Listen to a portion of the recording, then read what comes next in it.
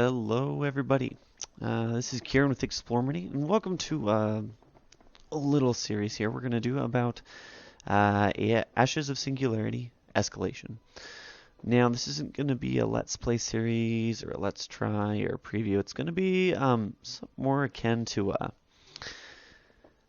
a demo slash some sort of not a review really, but I'll be weighing in on the strengths and weaknesses of the game. So just kind of like a video overview, I suppose. So Ashes of the Singularity, it's been out for a few months now. I think it was since November, if I'm not mistaken, of last year. It was released as the first expansion, technically an expand-alone for Ashes of the Singularity. A little bit more on that later. But what this game is, for those who don't know, this is a massive scale RTS game. So think, honestly, its scale is closest to something like Supreme Commander, but the game is much different than that. I think for the better. I like it more than I like Supreme Commander, which I don't know. We'll get more into where I'm coming from this, I guess, in a bit. But let's jump right in here. So to start off, we are going to do a benchmark. We're going to start a benchmark test here. I'm going to show off what the game looks like. Now, this isn't going to be the gameplay demo. This first video is going to be just an overview, followed by probably one or two videos of me showing off the two factions. And then maybe a little bit of the campaign, which is actually pretty darn good here in Escalations. So here we see we're descending into a battle, right? You got frigates are the little guys here, followed by like cruisers are the largers, and then you zoom out. Okay, this is getting bigger. That is two dreadnoughts there, and it gets bigger, and it gets bigger. So you just see there is tons and tons of troops here. So I'm going to talk a little bit about this while this demo, benchmark's running. And to give you an idea of what you're looking at here, I have a, what is it, an i66K. Basically, it's the high-end overclockable i5. Intel i5 I'm running, and then of course my graphics card is a bit older. It's the Radeon R9 270, the 2 gig edition. So this gives you a little idea of what the game will look like there, and then you might have setups better than mine, close to mine, whatnot. So I'm gonna stop talking about this though, but I'll let you enjoy this. So the scope of Ashes of Singularity. They're trying to kind of, I think, rekindle some of the love for something like Sins of a Solar Empire. The reason I say that, I actually got an email from, I don't remember if it was a Starduck email or one of them that, if it was from a dev, I don't remember. It was from someone in Starduck, I feel like. Just a public chain. It wasn't anything special. I'm sure a billion people got this, right? And it was titled, hey, Sins of Solar Empire players, check this out. And I eagerly clicked and was like, oh, it's for Ashes. I don't think that is an unfair comparison though, because of the scale of the game. Now the scale obviously is a lot bigger. You see all these guys fighting, shooting. That's why it's such a GPU intensive game, and why they recommend something actually a lot more than I have. But the scale of the game is pretty neat. They have, especially with Escalation, allowed you to fight that scale a lot longer, and a lot of times you're probably not really going to be fighting and looking at the battles like this. It's kind of like Total War in that sense, right? You can zoom in and look at the small level, but most of it is a large scale game. And that brings me down to kind of what the gameplay is like. It's much of a macro game as opposed to a micro game. Now, macro and micro in the RTS sense, I'm going to go to StarCraft 2, for example. Pretty common, let me move that cursor out of the way, pretty common RTS game. A lot of folks have played it. I think you've probably heard of it, right?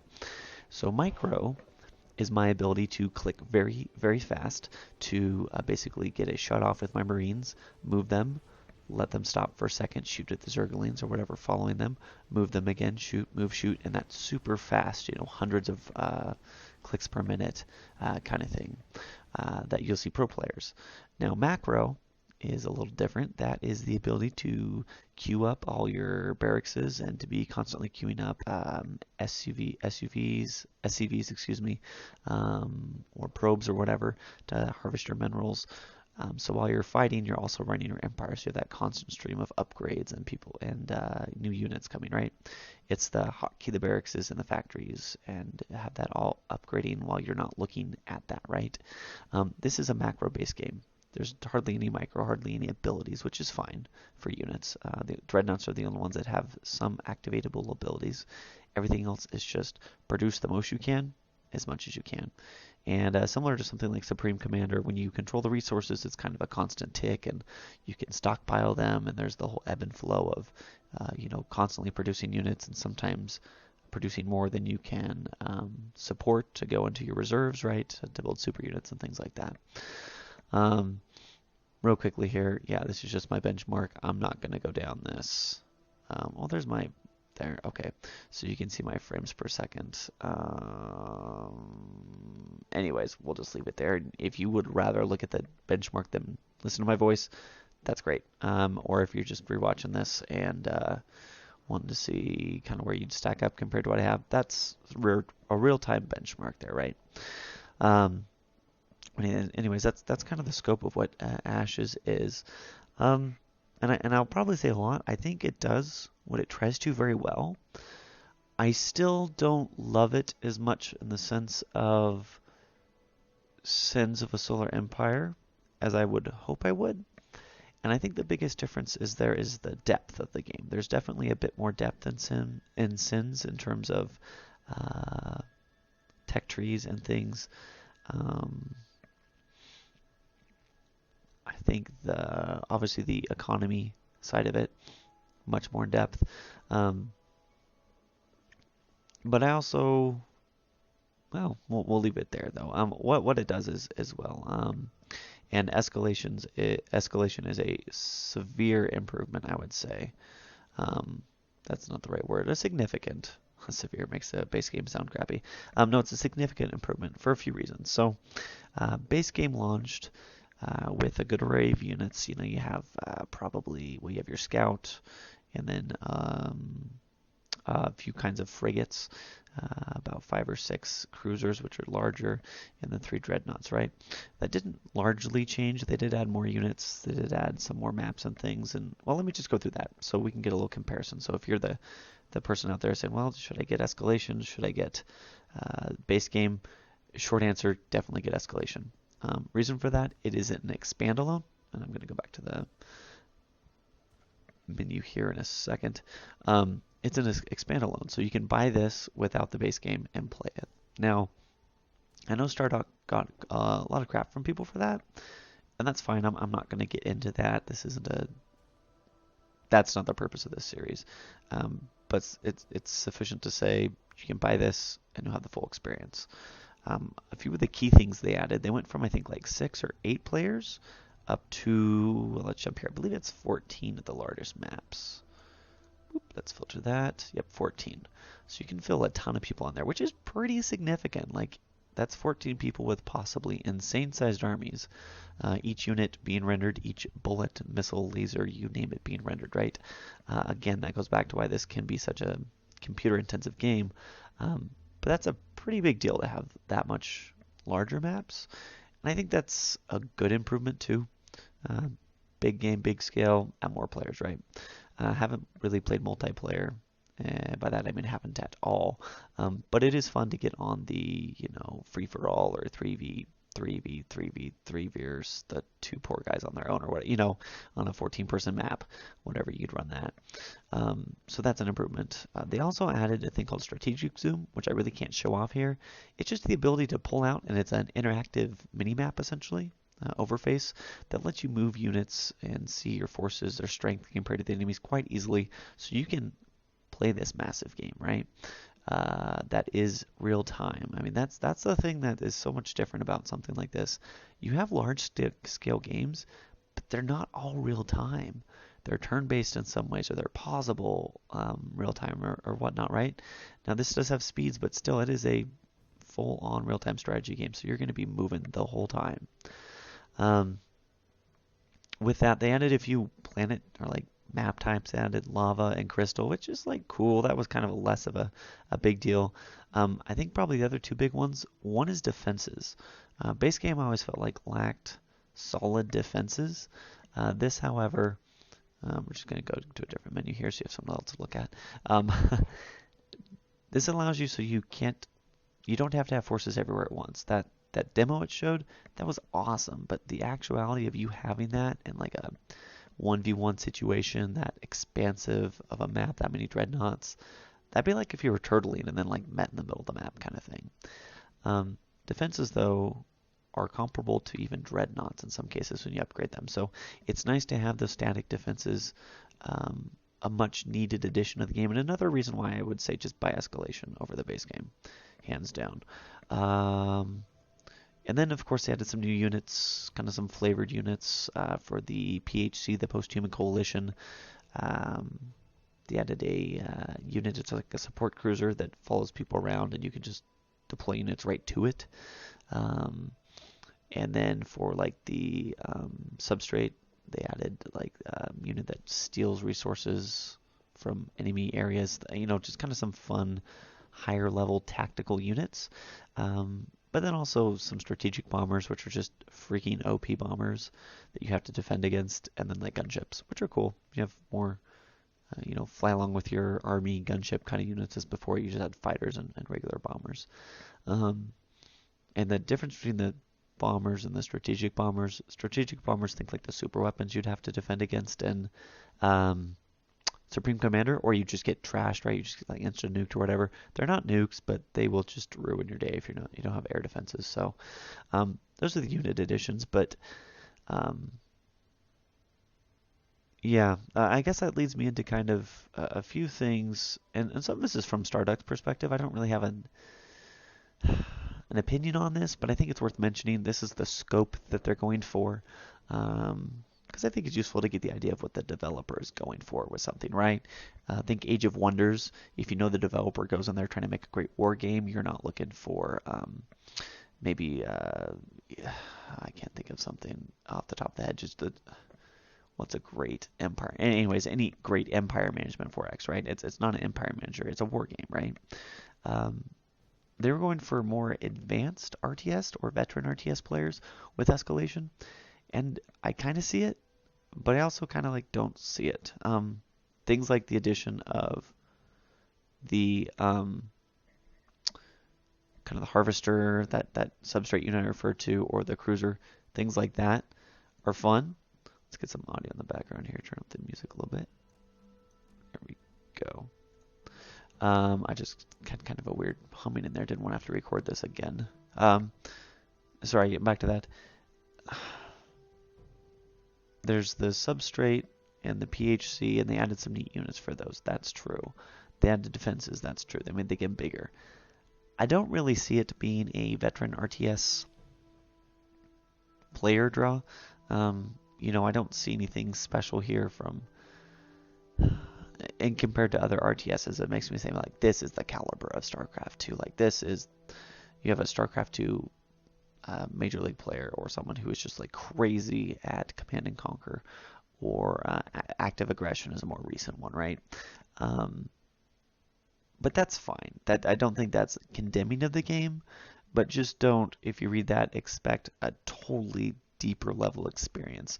It strengthens some of the weaker spots of the game definitely, which is great. Any additional content should do that, but it ultimately is the product you buy over the base game. And if you bought the base game, they give you a discount, which is great. But still, it's I wouldn't say to the whole veteran RTS level. I don't see that. Maybe it's because I haven't played the game enough, but most of this just, like I said, the game is a macro-based game. It comes down to who has the better resource income and who just keeps that constant churning of ships out. There's a little bit of rock, paper, scissors, right? Like you bring some artillery cruisers in, they might take people out. Or if you just have long-range glass cannons and they are smart at all, you're probably going to have your glass cannons busted up, right? But for the most part, it's a game of crashing big old armies together, in the sense of Total War, but also not in the sense of Total War. And now as I say that, I mean, I should probably throw the caveat in there. I never really got like the strategy of Supreme Commander. So you might be like, wow, this guy's no idea what he's talking about. I don't think that's the case, but it is maybe. When you watch the, I guess I would say I don't think I'm a moron at this, but I just don't think there's tons of level of depth there.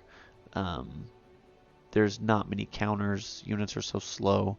If anything, the biggest strategy comes from your harassment and cutting off supply lines, which again we'll see here. But yeah, so that's the high level of the RTS you'll be seeing there. The rest of it's going to be mainly macro based. But yeah, so a little bit more about the game here, I guess, stepping away from kind of an overarching in the clouds. This is what the game is, and getting down into the nitty gritty. Again, you have the option to play as 2 races. Kind of the weak point of the game. I would like some more variety there. They look very different, as you probably noticed in the benchmark, in terms of the weapons they fire, the ship look, the aesthetics, all that. But they don't play tremendously different. I mean, the PHC has a bit quicker build up, and the substrate doesn't have like income caps, excuse me. But I don't feel like these are things that just terribly differentiate the way you have to play the game, which is fine. But there is that, so don't expect extreme racial diversity or faction diversity, whatever they are here. One kind of solid point though, you do have the campaigns. Base game came with the with this campaign, which was like fine. I have started playing Escalation, and I do have to say it's a lot better, a lot more thought out. It feels less like a tutorial or a training wheel mode, and more like a little bit of variety. Like there's the first mission is a heavily defense mission. You actually can't build most ships, and you're just learning the defenses. You're building defenses and surviving waves and waves, right? Nothing new for RTS again, right? But it's a little different than just here's the ship, build this base, build more ships than the enemy and kill them. You know, they're trying to work outside the box a little bit. Nothing I've seen here, again, revolutionizes what you will have seen in an RTS campaign, but it's a definite step up over the base game. And I'll show some of the campaigns over. I'm not sure yet if I'm going to do a couple episodes on that or just showcase a level. I haven't quite found one I feel like is showcaseable in the sense for what I wanted to do with this series. But rest assured, if you're a single player guy and you like the like a story, it's not bad, and the lore behind the game it's fine. But overall, I've had a lot of fun with it. We'll show it off. It's going to be an interesting ride with me playing in RTS, especially this kind of RTS, and trying to commentate it, being more used to the turn-based stuff, right? But it will be an adventure, so hope you enjoy it, and then you'll get to see some actual gameplay, because I do feel like, while this isn't the advent of RTS and its newest reincarnation, right? It's a game worth approaching, and if you're a real-time strategy fan, back in the day, more recently, whatever, definitely worth considering. So, yeah, so that's the video there. The rest of these are going to be far less kind of up in the sky analytical, and will actually be to gameplay. I won't really go through the UI too much. I thought about comparing the UI between the two. That's fine. It's better. I'm not going to go that technical level, because I think either you've played the base game or you haven't, and going back and showing what they improved doesn't really matter to new players as much, and old players can be like, well, yeah, that was better. So anyhow, is what it is. So thanks for watching this video, and then come back for the gameplay. We'll have a few more, at least 2 or 3 more videos here for this series, and as always, hit me up in the comments with any questions or anything. This is probably going to get recorded probably all together before it goes up, so anything will be after the fact. But appreciate you checking this out, and let me know what you think of Escalation as a game or whatnot. And yeah, we'll see you in the next few videos. So thanks, and catch you then.